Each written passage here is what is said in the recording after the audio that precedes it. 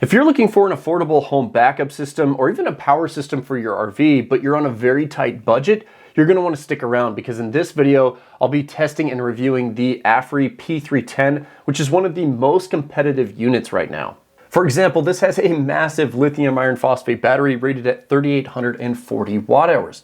To go along with that battery, there is a large 120 volt 3600 watt inverter. And if you want to power your large DC loads, this also has a 25 amp DC output.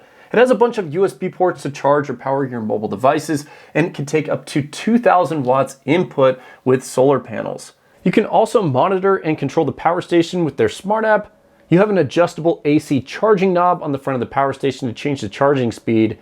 And of course, you have the ability to connect up 2 extra expansion batteries for over 11 kilowatt hours of capacity. This also has a rated UPS with a cutover of 10 milliseconds. And of course, throughout the rest of the video, we'll be testing all of these to see how they actually perform. Now, I mentioned earlier that this is competitive, but why? Well, with all of these features, it still comes in at an excellent price. If you look online or on Amazon, the price usually starts at $18.99, but check this out. AFERY has provided my viewers with a $790 discount code, bringing the price down to $10.99 or only 28 cents per watt hour. Now, even with the power station on such a good sale, I still understand that $10.99 is a lot of money, especially if you're on a tight budget. And that's why I do these videos and do such in-depth testing. My goal is to show you guys exactly how this performs so you have expectations and then you know if this one's right for your use case or not. Now, you guys know the drill. I'm first going to test the AC inverter to see how it performs. Then I'll test the DC output and USB ports, and then we'll do a bunch of charging demos like testing with solar panels. And of course, you can use the chapters at the bottom of the video to skip around to what tests you actually want to see. Let's jump into it. First, I wanted to see if the power station could run the maximum advertised load for 15 minutes, which is 3,600 watts. During the test, my oscilloscope was showing a pure sine wave output, and I measured 119 volts at 60 hertz, exactly the type of power you want to see for this test. After 10 minutes of running the maximum load, the cooling fans were unexpectedly loud. I measured 63 decibels with my sound meter from 3 feet away. I then used my thermal camera to confirm the power station temperatures weren't getting too hot. I saw a peak of 101 degrees Fahrenheit near the fan exhaust ports, indicating no signs of overheating. I'm thinking the fan speed probably could be turned down a bit since everything is so cool. The P310 was able to run the full rated load for 15 minutes without shutting down. What is the maximum wattage the inverter allows you to pull before it overloads? When I turned up the 3,600 watt load from the previous test, instead of allowing more wattage, the inverter drops the voltage down to compensate for the extra power. This feature is usually designed for resistive loads only, so if you have any sensitive electronics plugged in, I wouldn't plan on pulling more than 3,600 watts, or the voltage drop could damage your devices. In the next section of the video, we'll be testing the surge capacity of the P310 inverter. Now, it's rated for 3,600 watts, but how does it handle inductive loads? Because some power stations I've tested don't handle inductive loads at all.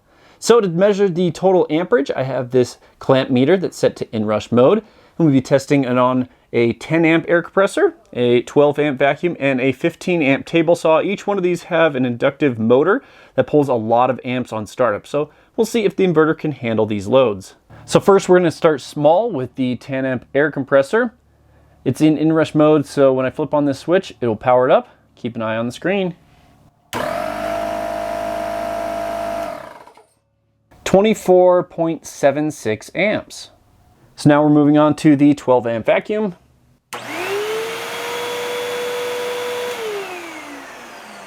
I'm showing 38.94 amps, and it powered up the vacuum just fine. So next we're going to test the 15 amp table saw, the largest of all 3 loads.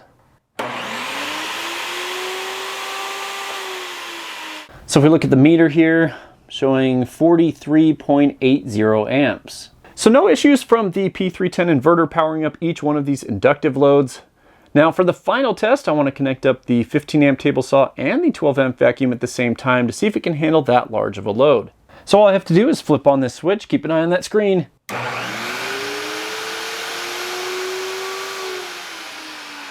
So So it looks like it pulled a total of 49.90 amps with both of those appliances connected up, and it did power them. There was just a slight hesitation, but it looks like it can definitely handle a bit of surge amps on the inverter. So with my next test on the AC inverter, I want to see if it has a floating or bonded ground. So with my outlet tester plugged in, it does have a floating ground whenever it's not charging from the wall. Now just to verify we get the same results from the 30 amp output, I have an adapter here and I plug this in and we also get a floating ground. Now I've just plugged in the AC charging cable and you can see that it does pick up ground whenever it's charging it from the wall. And I did also test this on the 30 amp output and got the same results.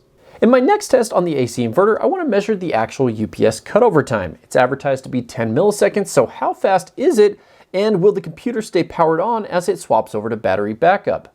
Now for this test, I have my desktop workstation, LED monitor, and studio lights all plugged into the AC inverter on the power station while in UPS mode. And I also have a stress test running on the computer to simulate a load. So it's like you're doing work and then the power cuts out. Is it going to keep running? Now I'm going to use my oscilloscope to measure the actual cutover time. So 3, 2, 1. So I was able to capture the cutover here with my oscilloscope. Between these two cursors is when the power cut out. This is when the power stopped, and this is when it resumed. And if we measure this distance, it's actually 10.1 milliseconds. So it performed just as advertised. Now, as you can see, the computer stayed power on through that first test. So let's do a couple more. So test number 2, 3, 2, 1. Third and final UPS test, 3, 2, 1. Now I've tested a lot of UPS modes on the channel. This one performs just as advertised at 10 milliseconds. It works really well. It kept the computer running and I didn't even see the lights flicker. That's how fast it swapped over. Now how much usable capacity should you expect when running loads off the inverter? I discharged the power station with a resistive load until the battery died and I measured 3,630 watt hours of usable capacity. This result is 94.5% of the advertised capacity, which is a very impressive result, higher than most power stations I've tested. Next, how much power is used as the AC inverter sits idle for a long period of time? Leaving the inverter enabled for 12 hours, the state of charge had dropped down to 88%, meaning that the inverter had only used 12% of the battery, or about 1% per hour. That's a great result and pretty low compared to others that I've tested. Now, does the inverter produce any interference? I measured over 2,000 millivolts of EMI using my dirty electricity meter, indicating that the inverter generates a higher level of electromagnetic interference. But is that level actually audible? Connecting my guitar amp to the inverter, the EMI wasn't audible.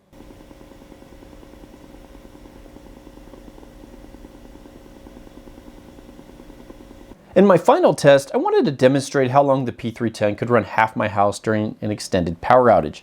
The power station was connected up to my transfer switch with all 10 circuits enabled. Up on the screen, you'll see a breakdown of what's powered by that transfer switch, and the power station ran for almost 12 hours with 2% remaining in the battery when the test ended. During this test, I saw an average of 300 to 600 watts being used, with the occasional jump in higher wattage as larger appliances were turned on. That's a decent runtime and could easily be extended by powering only critical loads, charging with solar panels, or connecting additional expansion batteries. Now when it comes to a budget power station like this, you never know what you're going to get with the AC inverter, and I'm not going to lie, I was actually impressed with some of the results. For example, the usable capacity being over 94%, you don't even see that on premium brands. Also, the idle power usage was around 1% per hour, which was fairly efficient. Now when it comes to maxing out the inverter, yes, you can pull the full 3,600 watts and you get a really good sine wave. However, there were a couple downsides. The fans are super loud when you're doing that high of a load.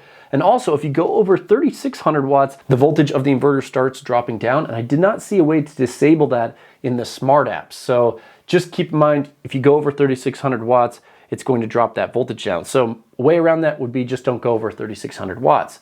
Now I did notice that if you're using around 1,000 watts, the fans aren't very loud, and even up to like 1,500 to 2,000 watts, the fans are reasonable. It's just when you're pulling that 3,600 watts, the fans get crazy loud. So it's just one of the things that you have to deal with on a budget power station. Now as for the UPS cutover time, 10 milliseconds. That was very impressive, and it should definitely work for any sensitive device that you want to connect up to it. So I'm excited for the next portion of the video where we test the USB ports and the DC output on the power station. Zooming in on the power station, right here at the top you have your USB ports. You turn them on with this button. You have 2 USB-A quick charge ports, and you have 4 power delivery USB-C ports. See, we have a 100-watt one here and 3 20-watt ports. Now for the DC output options, you turn that on right here. You have a 12-volt cigarette port with a dust cover. You have 2 55-21 barrel ports, and you also have this here, which is an XT60, good for 25 amps output. So starting with the DC output test first, I have my load tester connected up to the 12-volt socket, and we are seeing a regulated 13.57 volts with no load. Now, how much power can the 12-volt socket handle before it shuts off from being overloaded? I have my load tester set to 11.5 amps. Now remember, it's rated at 10 amps, so we are seeing just a little bit more power, right around 154 watts on the power station. Let's go up a little bit higher. I don't think it's going to go all the way to 12 amps. Let's see. Okay, and it does overload, so right around 150 watts from that 12-volt socket. Now what about the 55-21 barrel ports? Each one's rated for 3 amps. I have my load tester set to 6 amps, and we're pulling right around 79 watts from the power station. Now just to confirm, I've connected to the second port. We're getting 6 amps as well, or 79 watts. These barrel ports are perfect for 12-volt fans or LED lights. Now I love that this has the 25 amp 12-volt output. I have my load tester set to 25 amps, and we are pulling about 325 watts from the power station. And this has been going for about 10 minutes and there are no issues. Now the fans do kick on every now and then, but they are very quiet. So let's see how much more power it can take, because we're already at the 25 amp level. So let's turn this up to 26. Okay, 26 amps, 337, 27. Okay, 350 watts, 27 amps. Does it do 28?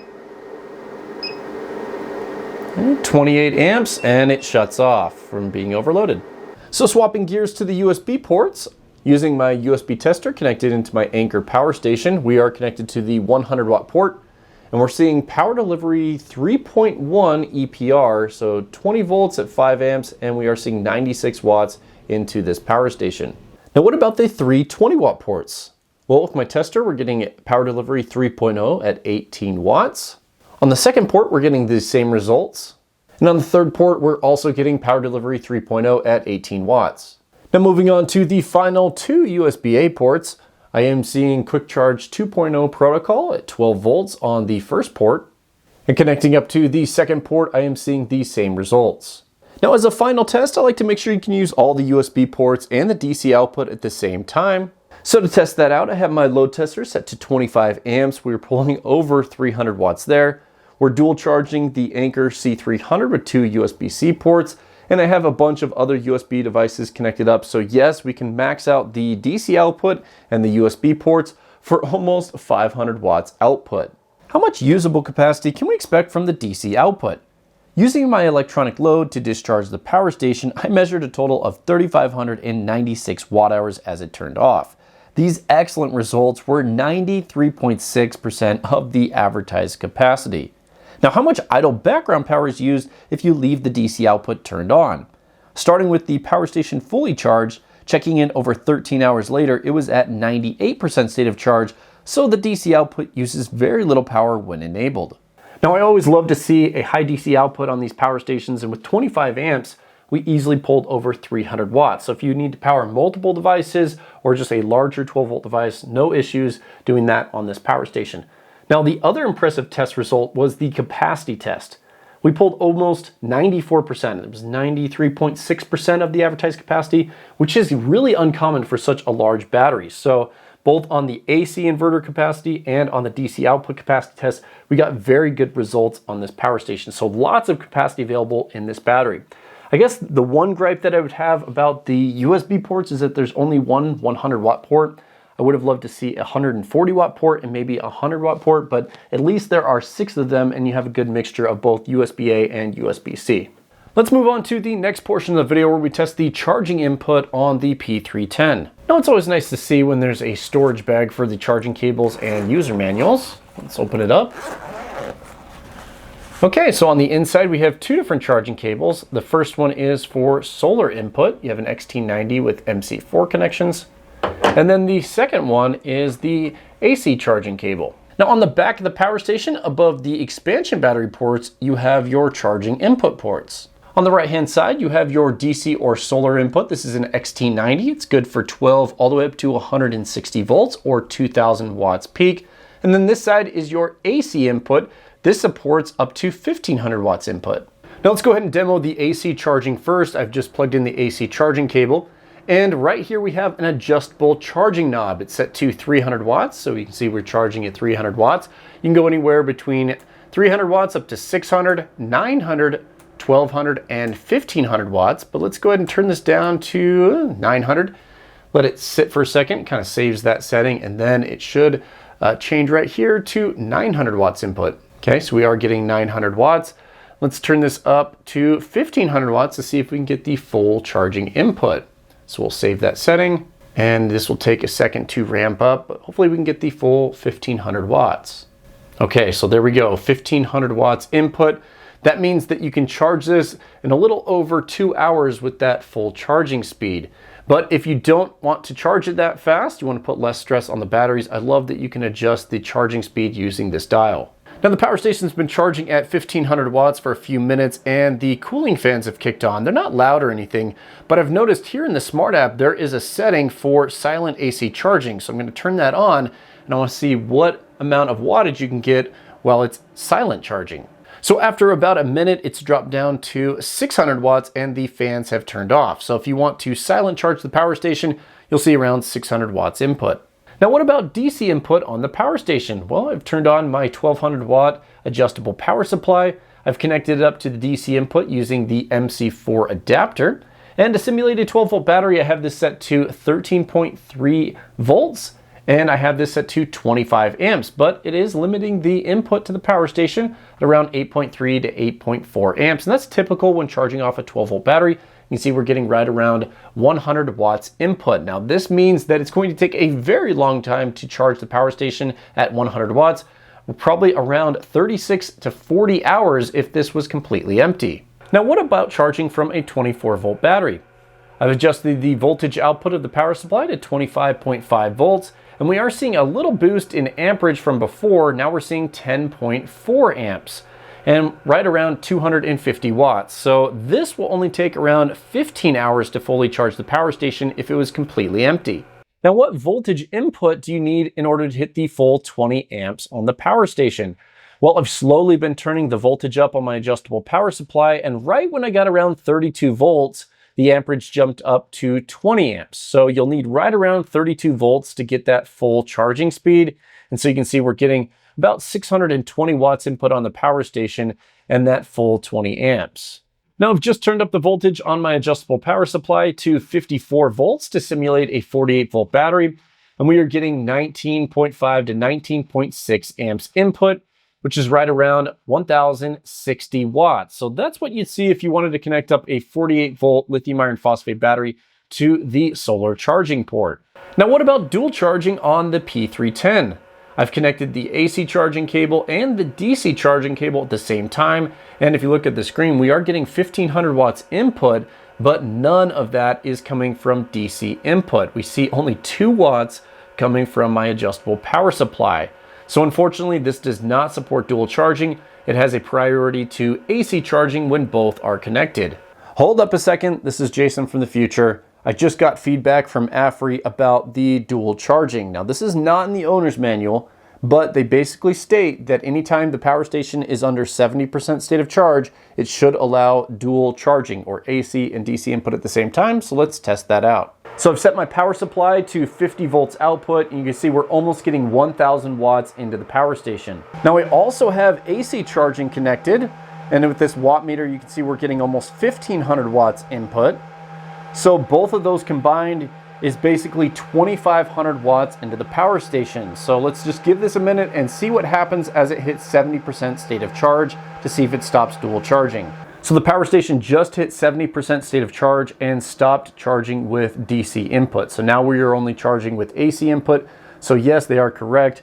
once you get to 70% state of charge, it stops dual charging. Now, I wish this was a higher setting because usually you'll see around 90% state of charge or even 95% state of charge where a power station will stop dual charging.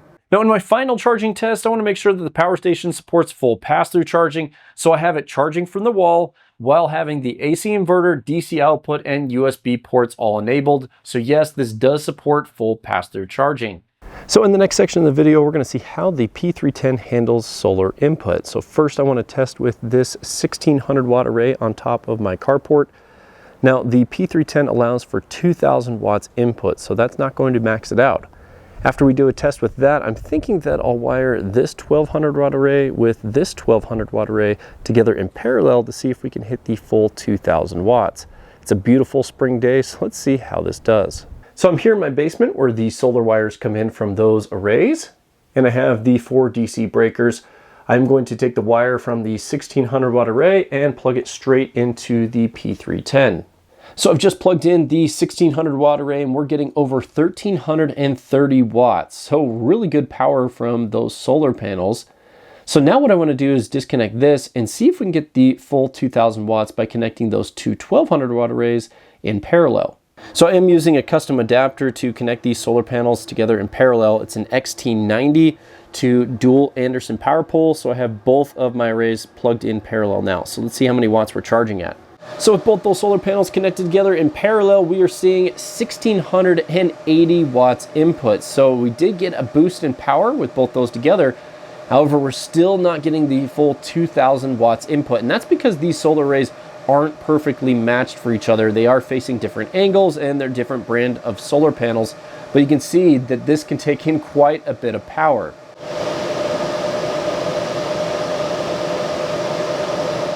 I also tested having solar panels connected overnight.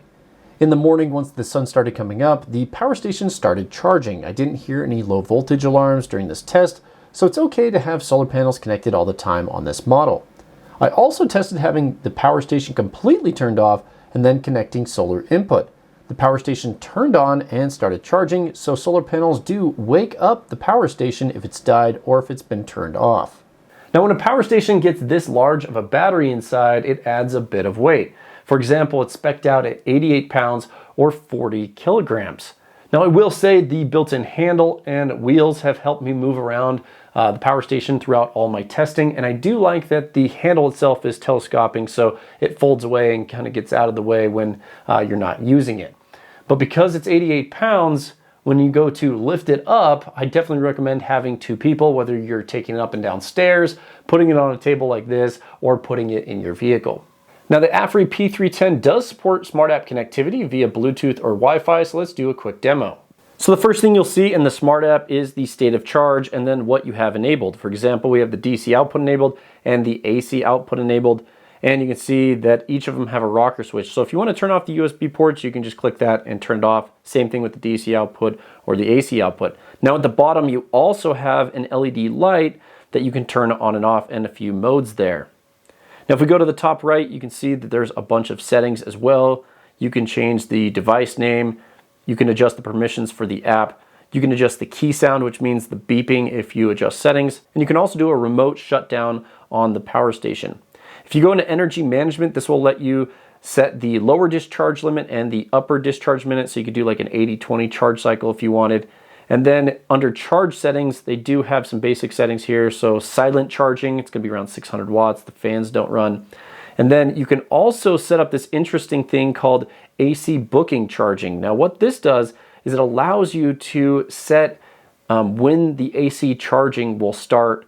And it's kind of interesting, like you can set it to start 6 hours later if you wanted. So if your power bill is going to be less at a certain time, you can set it to charge later. Now, as for the DC input, you can set the amperage. Now this is pretty rare. I haven't seen this available on many power stations. So I have it set to 20 amps so it can charge the fastest rate, but you can adjust that lower if you want. Below that, you have your screen shutdown time. This is how long the screen is on before it turns off. And then below that, you have like the timeout settings. So the AC inverter, DC output, USB, you can kind of set those when they're going to time out. And then the whole machine I have set to 480. And then below that, you can set the network configuration. Now, when it comes to the warranty on the P310, it's actually a 7-year warranty, which is longer than average. And when it comes to customer support, my email communication has been pretty consistent with the company. And I noticed on their website that they have a chat support, they have email, and they also have a form submission. So there should be multiple ways to get a hold of the company. But as always, if you guys have experience with AFERY customer support, please leave a comment down below. Now up on the screen, you'll see my Power Station 2.0 grading requirements. These are based on viewer feedback for what they're looking for in a power station. If it can meet all 20 requirements, it can get a perfect score of 10 points. Each checkbox is worth a half point. So we're looking at a total score of 9.5 points out of 10, or an A grade. This is a very good score for such an affordable power station. The only thing that it got docked on was having loud fans. And yes, the fans are very loud when you're running a large AC load or when you're charging quickly. But if you could put up with the loud fans, everything else is pretty good on this power station. Now let me know what you guys think about the AFERY P310 down in the comment section. I'm always excited to hear what you guys have to think about the test results. And let me know, do you guys think that this is a real budget contender? Now, I definitely thought that this had some great performance, especially the usable capacity on this power station. So I'm excited to see what you guys have to think about it. And as always, a huge thanks to AFERY for sending out their power station for this testing video. And don't forget, they have a $790 discount code that I've included down in the video description. Now, I will recommend a couple of the videos that you can check out as you leave. We'll see you guys next time.